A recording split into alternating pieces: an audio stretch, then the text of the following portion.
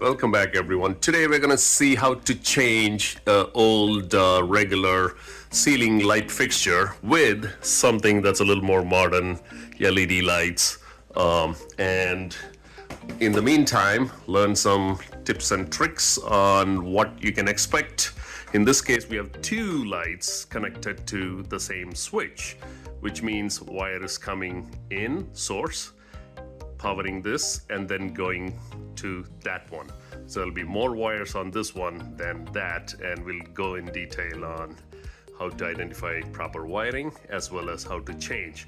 You also notice that the old fixture is painted around it. The ceiling paint stops where the fixture was already mounted. They didn't take it off while painting.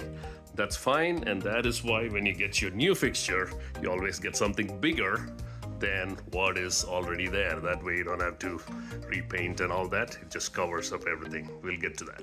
All right, let's take the fixture down. In most cases, you have a screw catch in the middle. Once you take the dome off, safely take the bulbs out. Make sure your switch is turned off and the breakers are off as well, so there's no electricity flowing through this circuit. And once this is out, generally all these fixtures are held by two screws to the box, and as you can see, just loosen the screw in this case so that you can twist and pull it down. And here's the other screw. Loosen. One thing you would notice is a lot of these ceiling fixtures have paint stuck to them so they don't drop by default. You may have to cut it out all the way around so that they don't stick, so that the paint also doesn't peel. Yeah, once that's cut open, you can slide to where the screws are released and drop down basically. There you go. And it drops down to reveal these wires. Okay. What you can see is basically two wires, right? A black and a white usually, which is hot and neutral. That is wire netted to this fixture. This fixture has two bulbs, so they have like two separate wires. So you can see two wires connected to the main hot wire. This is undersized.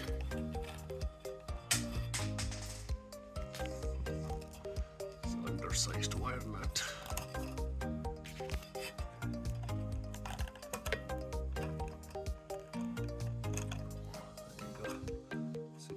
Off, and the fixture is free. Let's talk about wiring here. What you see here is normally what you would see on a ceiling fixture, which is a black wire, a white wire, and a copper bare wire. The black wire is your hot. You touch it, when the current is flowing, you will get electrocuted on that black wire. Be really careful, keep everything off, breakers, switch, before you start working on this. The white wire is neutral. The neutral needs to be completing the circuit with the black wire, with the fixture in between for that to run or glow. And the ground wire is so that if you get electrocuted, it passes through that wire and you're safe, right? So this is the three wire system that you normally see. That's one Romex wire split into three individual wires, and you can easily connect with the fixture. However, here you see sets of those same three wires, right? Two black wire, two white wire, and two bare wire. That's because wire coming in for supply and then going out to feed that second light on the ceiling. So only in those scenarios you just bunch them together and then you run your fixture to them just like this one. However, there is a third case you will see where there is two other wire nuts in there with the black and white wire capped off.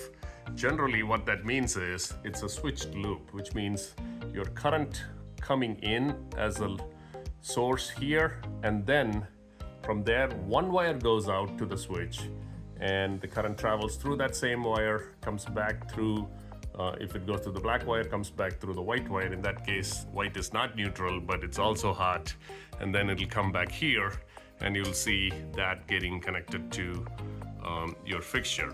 And that is a little confusing, but what that means is it's going to the switch coming back. So your colors may be reversed in those scenarios, and you may see a tape or something the electrician put in there to indicate that it's not neutral, it's hot. That's a rare scenario, but if you see that, don't panic. Think before you connect what you're connecting. All right, so in scenarios where people suspect if hot and neutral are reversed in some cases, how do you test that? And that's what we are showing here. By putting your multimeter in volts across hot and neutral, which is the black and white wire, you would see 120 volts right there on the multimeter. So that is, you got power, right? This is with the switch and breaker on. And if you measure across hot and ground, you should also get similar readings. In this case, let's see, yes. If you make a good connection, you should get... Yeah, it's hard to make a good connection. 120. Yeah, if you make good connection right there, 119 volts, 120 volts is what you're getting. And if you make a connection between neutral and ground, you shouldn't get much voltage at all. There it is, 0.1, 0.3, something like that. So that is the correct way of doing. Between hot and neutral, there should be 120 volts. Between hot and the ground, there should be 120 volts. And between neutral and ground, first things first, it's ideal to hook up the ground wire because it lets the whole fixture hang on the ground wire, which makes your life easier when you're dealing with the other wiring.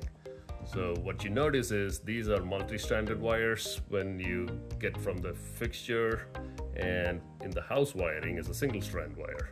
It's always a good idea to strip a little extra on the multi-strand wire and twist them clockwise so that they are nice and straight. And then you have your usual follow the same clockwise pattern, twist it so the end of that multi-strand wire is exactly matching the end. So the end is exactly matching the end of that wire too. So you could use one of these 2 or 3 choices. Normally wire net is what's commonly used, something that looks like this. In this case, yes, once you twist it, that's what you use. But if you have them all straight, you can use a Vago connector, or you can also use one of those compression pluggy connectors as well. But in this case, we are using the wire net that came with the fixture. So once we do that, make sure you give a little tug and see if it is properly connected. And that is secure. We do the same on the neutral. Make sure you have the power turned off, like I've told this 3 million times now, and use the wire net just the same like how we did for the other wires. So now you have 3 wire nets, hot, neutral, and ground.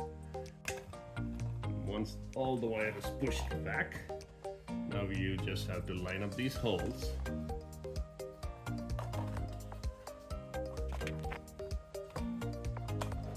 Give it a little bit of room, and once you line up the holes, twist that and tighten the screws.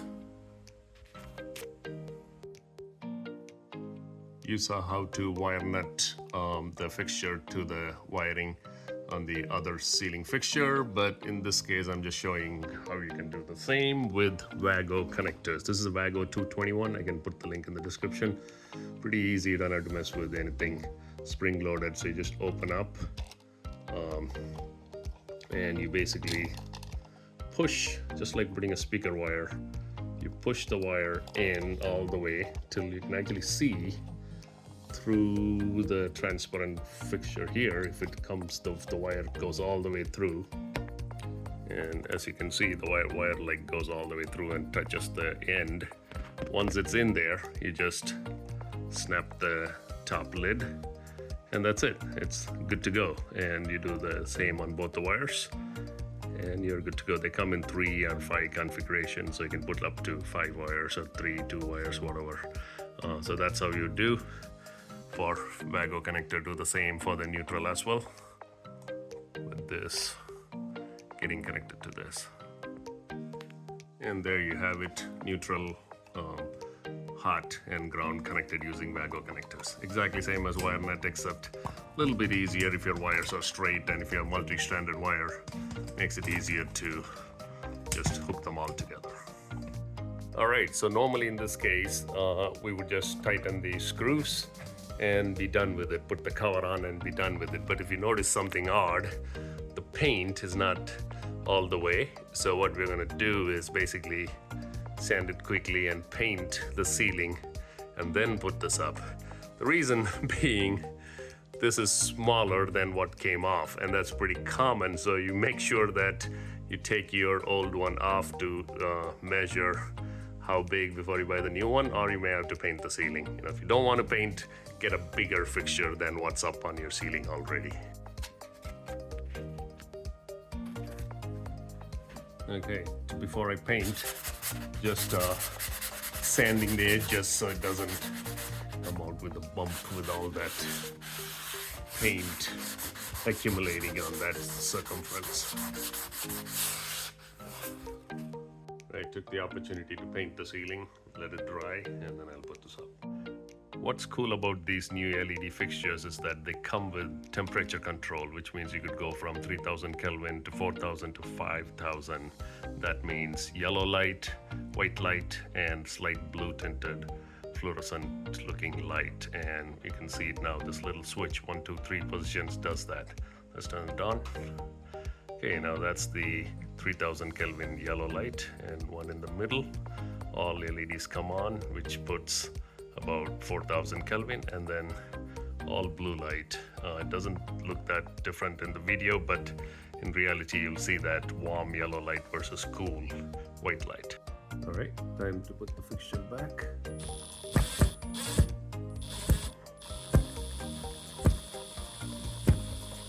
Put it tight till it bends a little bit. All right, so nice and tight. Shouldn't have any wiggling, and that's it. Once we do that, we put the dome and adjust these little tabs accordingly. Put the dome and these tabs, just lock them in place. All 3 sides. If you want to see the color temperature difference, one is set at 3000, one is set at 5000. You can see yellow versus white. I'm going to change that back to both to 4000, in between kind of. And that is it. All right, one last step. Satisfying. All right, turn the lights on. There it is. Nice and neat. Ceiling fixture done. We'll do the same on the other ceiling fixture as well. And let's turn it off.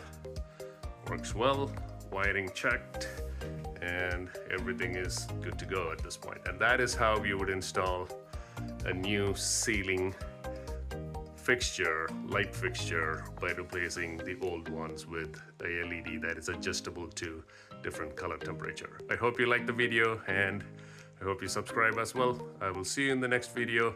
If you want more tips and tricks like this, subscribe to the channel and I'll bring you more as well. See you in the next video.